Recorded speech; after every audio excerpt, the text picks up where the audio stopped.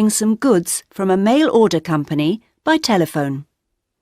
First, you have some time to look at questions 1 to 8.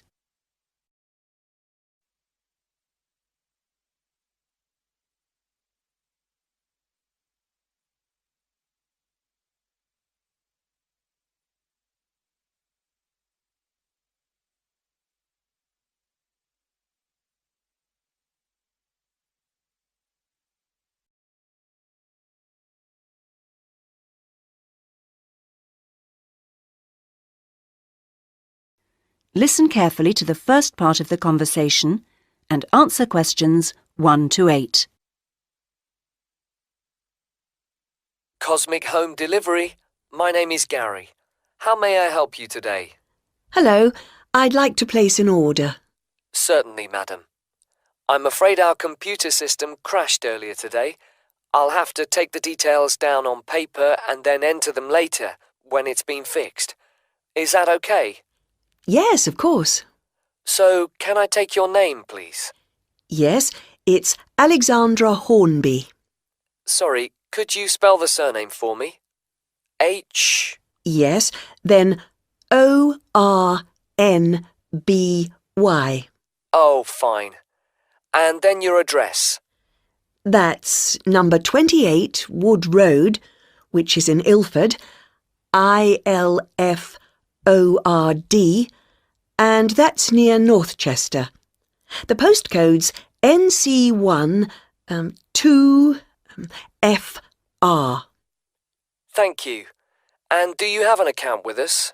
I do. I've got the number here. 944-56781. Is that long enough? 8 digits? Yes, it is. Good. Now, what would you like to order today? I want a coffee table. I think there's only the one type. I expect so. Perhaps you can tell me the price. I can use that to check later, just in case there's more than one. Yes, it's £39.99p. Fine. Sorry about all these extra questions. It's no problem at all.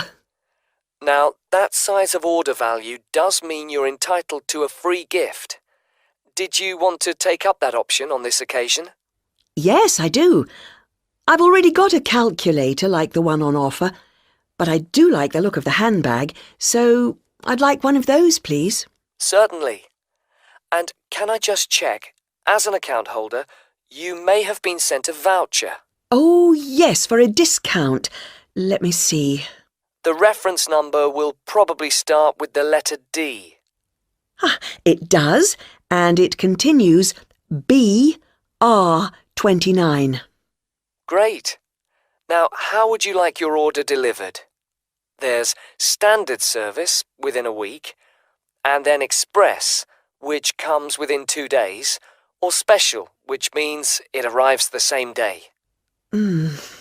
Special would be ideal, but I know it's a bit expensive, so I'll make do with express, I think. Standard is very slow. It is, to be honest. Before you hear the rest of the conversation, you will have some time to look at questions 9 and 10.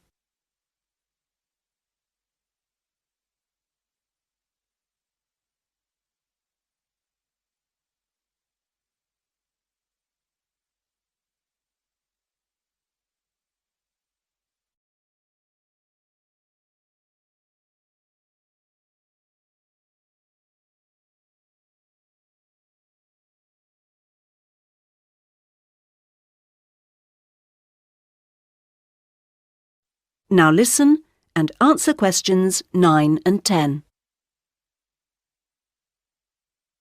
Well, that's your order completed. Could I just trouble you for another minute or so to ask you a couple of questions to help us improve our service as much as possible? Yes. Firstly, we do like to try and keep a record of how customers have heard of Cosmic Mail Order. How did you? Was it from our advertising campaign? Oh, I think I would have remembered any advertisements, on TV, for example. I only read newspapers occasionally, so that would have passed me by. A friend of mine had been using you for years and encouraged me to give it a go, so I looked on the internet to find you to see what was available on the site. That's great, thank you. The second thing is, we're thinking of introducing a number of promotional offers. Oh, yes, I got a little brochure about them with my last order. I've got the list here. So can I ask which ones appeal to you? Well, let's see. There's quite a few things here that don't really apply to me, actually. For example, my mobile phone bills are so low that I hardly notice them. Likewise, they shut down the local cinema. I do enjoy a meal out, though, so that discount could be of interest. And I like to get away at weekends when I can, and some of the places you want to visit are expensive, so it'd be lovely if they became cheaper. As for planes, well, I haven't been abroad for a while now, and in any case, I prefer the train where possible. Fine. Well, thank you very much for your time. Not at all. That is the end of part 1. You now have half a minute to check your answers.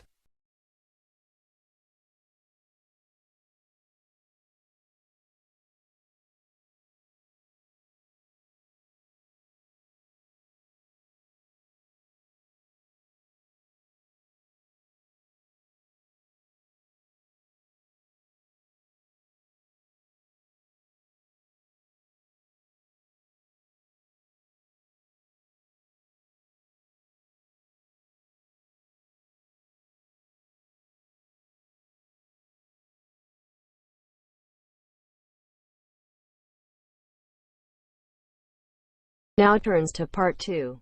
Part 2. You will hear a trainer giving a talk to a group of cyclists. First, you have some time to look at questions 11 to 15.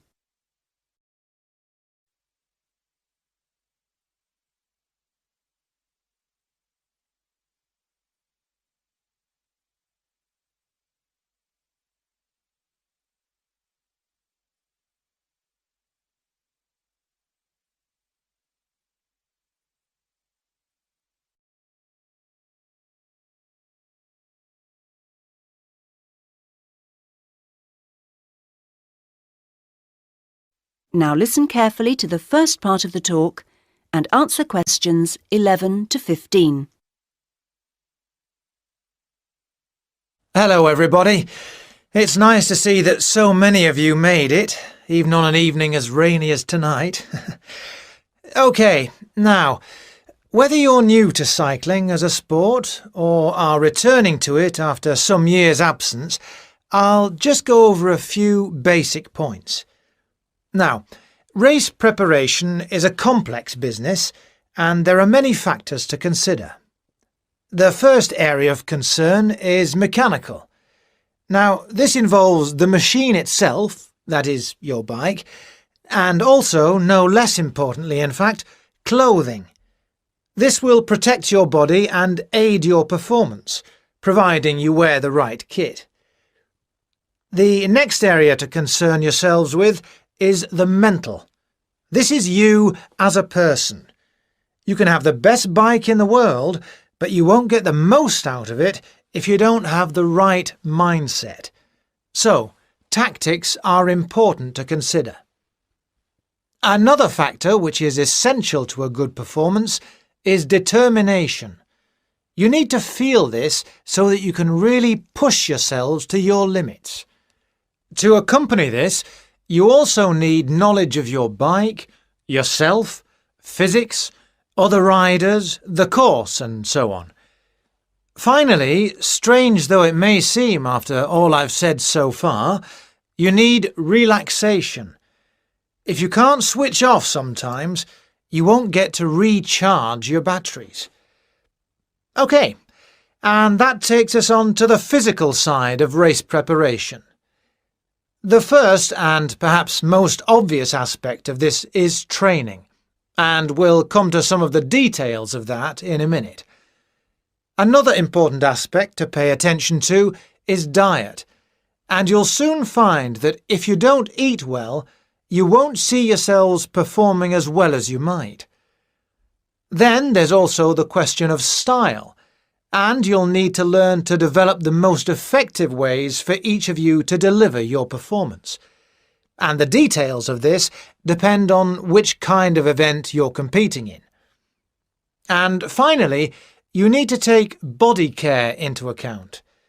You need to stay healthy in order to be able to give of your best. Right, those are the basic ingredients of race preparation. Before you hear the rest of the talk, you have some time to look at questions 16 to 20.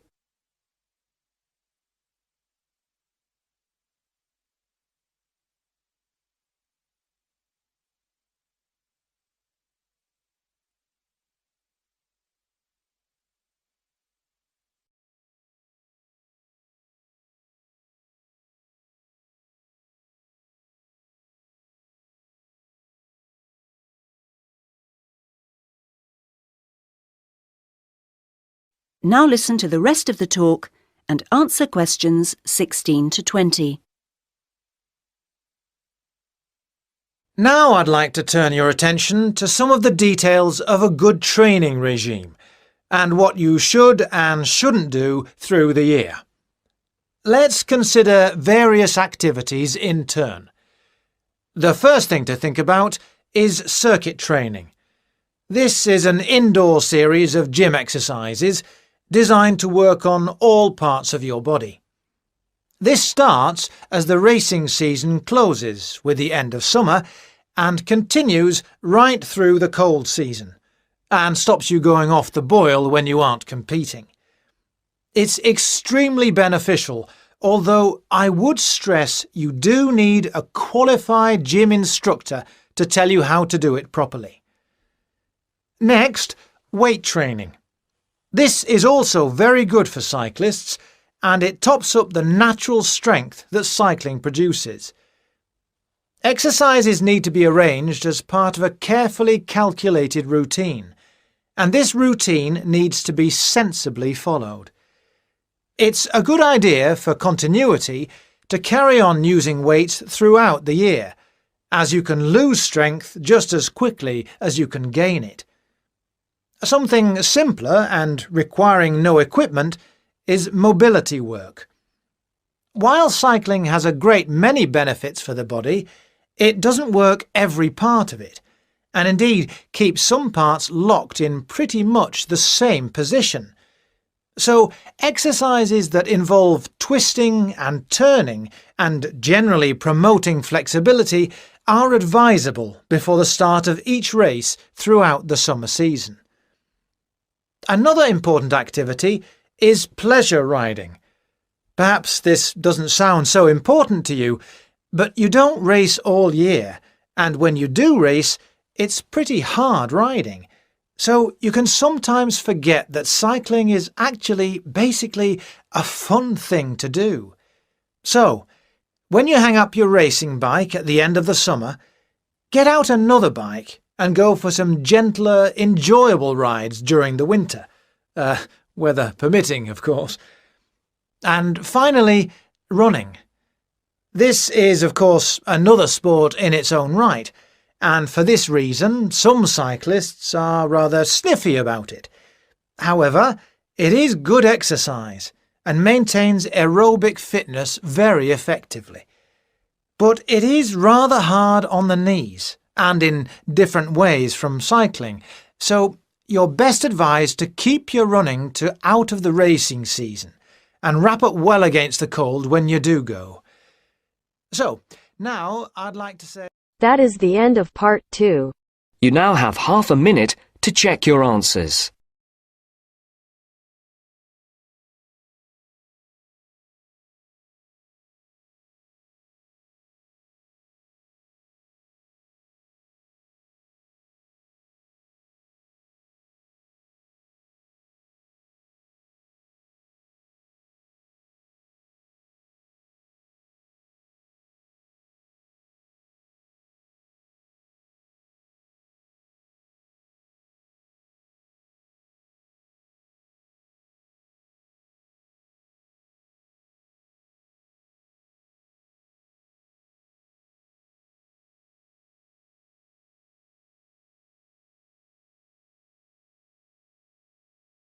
Now turns to part 3. You'll hear a conversation in a university student services office. First, you have some time to look at questions 21 to 25.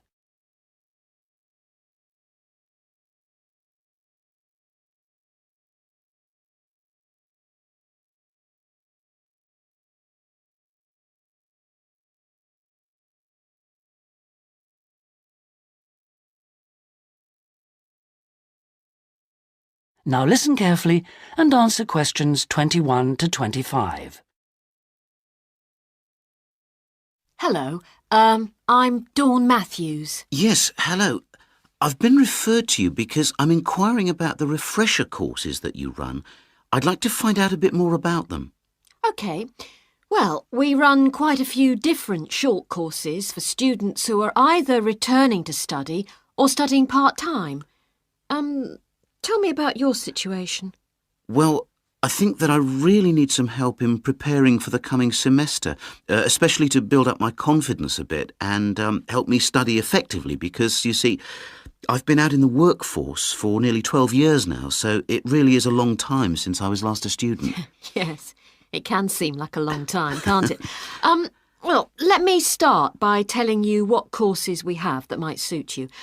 Are you an undergraduate or a postgraduate, arts or sciences? Undergraduate, and I'm in the business faculty. Right then. Well, first of all, there's our intensive Study for Success seminar on the 1st and 2nd of February. Mm-hmm. It's aimed at students like you who are uncertain about what to expect at college and looks at a fairly wide range of approaches to university learning to motivate you to begin your study and build on your own learning strategies. That sounds good. What are some of the strategies that are presented? Well, we try to cover all aspects of study. Some of the strategies in writing, for example, would be improving your planning for writing, organising your thinking, and building some techniques to help you write more clearly. With reading, there'll be sessions aimed at getting into the habit of analysing material as you read it, and tips to help you record and remember what you've read. It really is very important to begin reading confidently right from the beginning. There's also advice on how to get the most from your lectures and practice in giving confident presentations, as well as how to prepare for exams. What about the motivational side of things? Well, there's a range of motivational exercises that we do to help the students feel positive and enthusiastic about their study. The process of learning and exploring a subject can lead to a whole new way of looking at the world, and the study skills and techniques that you build up can be applied in all sorts of different ways. Before you hear the rest of the conversation, you have some time to look at questions 26 to 30.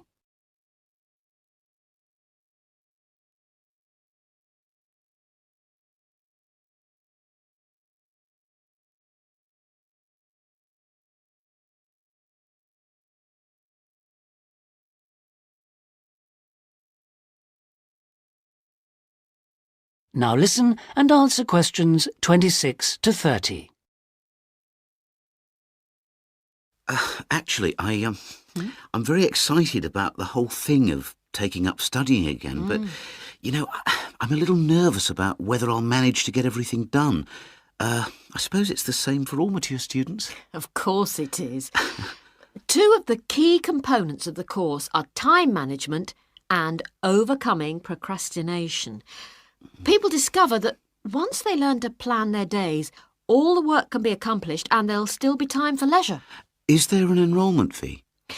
Well, just a minute, let's see. The cost is £30, which includes all course materials and morning tea. You have to arrange your own lunch. Well, that wouldn't be a problem. I already make sandwiches for my 3 kids and my wife and myself every day. I won't have to change my routine. No. Now, I need to tell you that this is a very popular course and it's essential that you book well ahead of time. In fact, the course convener tells me that there are only 5 places left. What other course might be good for me? There is one other that you could benefit from. It's simply called Learning Skills for University Study and is on 3 consecutive mornings starting on a Monday from 9 to 12 and costs £25. This is aimed at upgrading the study skills most school leavers have and help them cope with the increased demands of university study. It focuses mainly on making students more responsible for their own success. What sort of things are covered in this course? Well, basically, it's more advanced thinking, note-taking, reading and writing strategies, but also some input about stress management. I think I'd be better off starting from the basics and looking at all the strategies, don't you? Yes, from what you've told me, I think that's more in line with your situation. All right then. Can I book a place on the Study for Success seminar course now? Yes. Let me just get out a registration form and take down your details. That is the end of part 3. You now have half a minute to check your answers.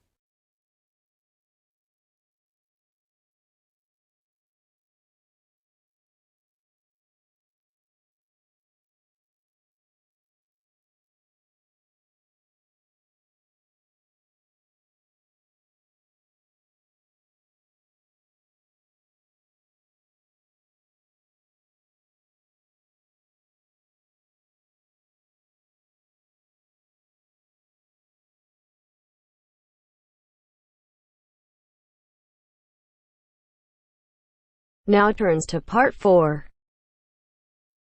You will hear a writer giving a talk about the different kinds of writing that the audience might want to try doing. First, you have some time to look at questions 31 to 40.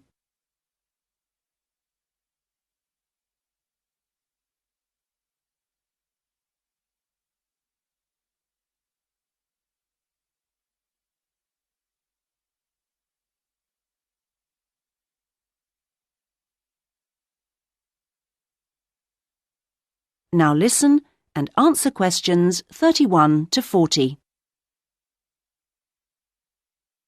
So, I'm now going to say a few words about the various different kinds of writing you may want to consider. Each has its own challenges and rewards, and it's really a question of seeing what suits you best. There are no rights and wrongs here. Let's start by considering the short story. Remember that a short story isn't just a very concise novel.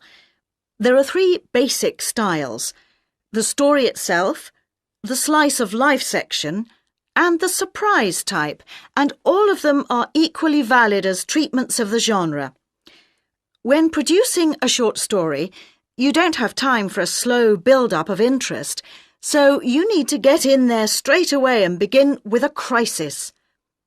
Then there's non-fiction, which can sell very well, with biographies in particular frequently hitting the bestseller lists. It's important, however, to be sure your chosen topic is genuinely interesting to people, and you know enough about it to do it justice. So when you're submitting your idea to a publisher, it's worthwhile to give them details of specialist knowledge you have. What about articles?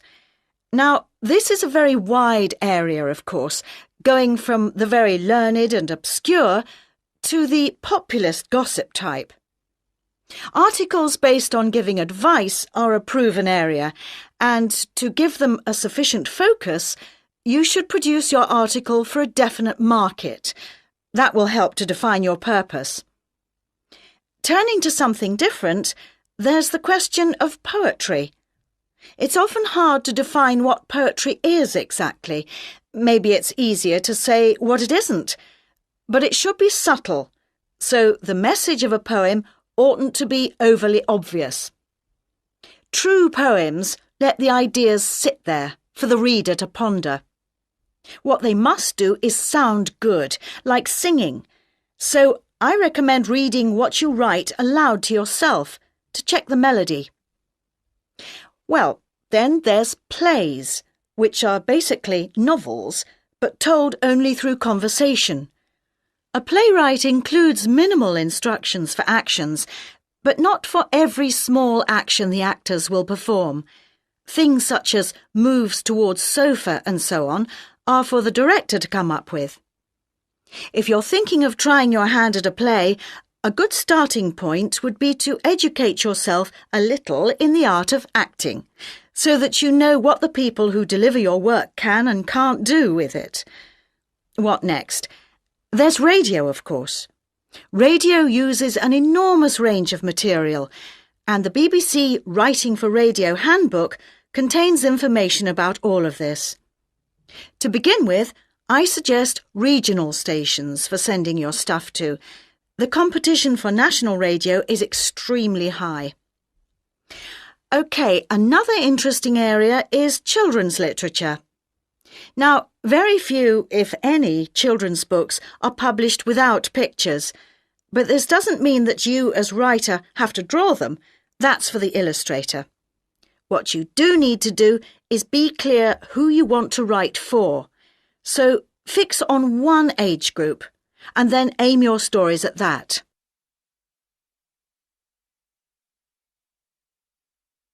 Right, I've saved what I consider to be the best and the hardest till last, the novel. Very long and very difficult to do well, but certainly not impossible, as any bookshop shelves will confirm. One of the first things to decide is from what point of view you will tell your story. A popular choice is the first person, and this technique certainly gives a sense of immediacy for the reader, while many new writers find it easier to project themselves into their main character if they can write in his or her name. But that assumes, of course, that the main character is somehow like the writer, which may or may not be the case. Meanwhile, if your book is all narrated by I, you can only put into your story things which are experienced by that character, which may prove to be rather restricting. Now, there are all sorts of pitfalls for the novelist, and many of them relate to the issue of providing a balanced narrative. Every time you introduce a character into the story, you have decisions to make. Of course, you want to populate your landscape with a variety of people to maintain interest, but don't feel you have to decorate every one of them in elaborate detail. The same goes for irony. All too often, an inexperienced writer will create a strong ironic situation and then spoil it by spelling out what they mean by it, as if readers were too stupid to understand. A few contrasting details should serve to make the point clear. A big challenge for new novelists is dialogue. What is the relationship between conversation as people really speak and as it is in novels? Well, it depends. If you recorded actual conversations and copied them straight into your narrative, readers would get confused and bored, all those unfinished sentences going nowhere. On the other hand, you don't want to write out page-long utterances by characters, as these will seem unrealistic to an extreme, but you can insert minor descriptions and actions to vary the pace and add interest. Well, I hope what I'm saying is encouraging and not too off-putting about the various difficulties. Are there any questions at this point? That is the end of part 4. You now have half a minute to check your answers.